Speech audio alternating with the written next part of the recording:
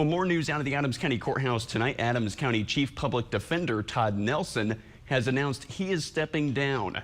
Nelson says he will step away from his role on February 15th to pursue other opportunities. He says there are challenges ahead for public defense in Adams County. In a statement to WGEM, he cited a study that called public defense in Illinois constitutionally deficient. He says a statewide public defense system could, quote, help alleviate crushing workloads that are far in excess of the standards recommended by the National Public Defense Workload Study.